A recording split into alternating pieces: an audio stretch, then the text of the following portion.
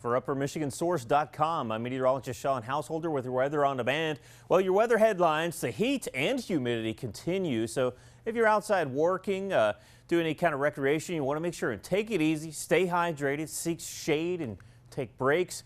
We also want you to stay weather aware over the next 36 to 48 hours.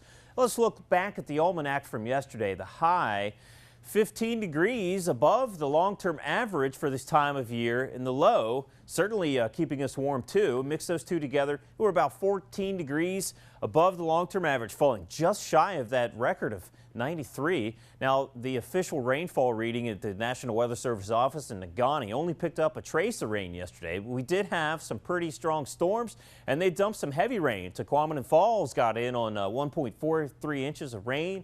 LaBranch just over an inch, and we'll see similar conditions for today. Here's a look at the national map. High pressure still parked just about over the Ohio River Valley, and that's still affecting our weather today. That does start to become less of a factor. We'll watch this next frontal boundary sagging south into the upper peninsula. We're mainly clear to start, just a few low clouds across these eastern counties, also over towards the Keweenaw. Still plenty of sunshine to start on this Wednesday. Taking a look at temperatures, man, in some of the, the coolest spot, Iron River reading 69. Otherwise, we're into the 70s across the board. It's 79 in Munising, 78 in Marquette. Houghton Hancock reading 75 at this, as this is being recorded at the 8 o'clock hour. Looking downstate, Traverse City already reading 80, 79 in Detroit, 81 in Milwaukee. And taking a look at our dew points, which as you know, is a good indicator of our comfort index, how we're going to feel. Factors in the humidity. So dew points generally into the upper 60s, low 70s. That's a good indicator.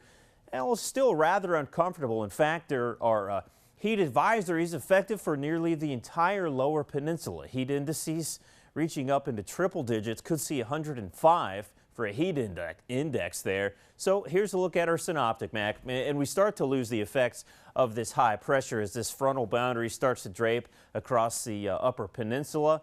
We do see a fair amount of sunshine, but increasing clouds, especially as the day wears on. Isolated thunderstorm activity possible this morning, becoming more widespread as the day wears on into our early afternoon. Some storms could produce some heavy rainfall.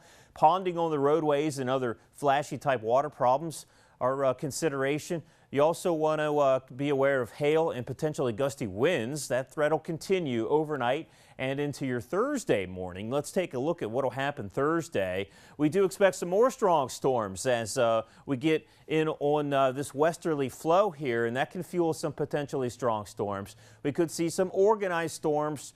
They could become strong enough to produce supercell thunderstorms, and those are known to produce tornadoes. So we'll be watching that severe weather threat pretty closely. And we start to lose that severe weather threat sometime during the morning hours on your Friday. Much cooler air works in with this trough that arrives into the upper peninsula by Friday. We keep mostly cloudy skies, chance for rain, especially into the morning, and then we dry out. Some cooler weather and some dry weather is on tap for the weekend, but we've got to get through these next couple of days first. Let's look at what will happen today. Coolest by the shoreline into the low 80s, though, and it's still plenty humid. Pretty good beach day. You do want to keep your eye on the radar, though. Warmer inland into the low 90s once again.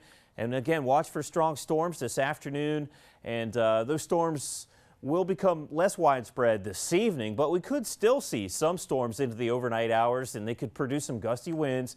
Temperatures once again into the upper 60s, around 70. Here's a look at your Thursday forecast. Strong storms, especially across west and central UP. Temperatures a few ticks cooler than what we've seen over the past couple days, but still plenty warm, plenty humid, a little cooler by the Superior shoreline. And that thunderstorm activity is expected to track from west to east throughout your Thursday.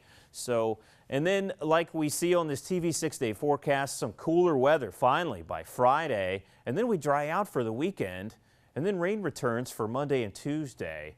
Have a great day. Thanks for watching.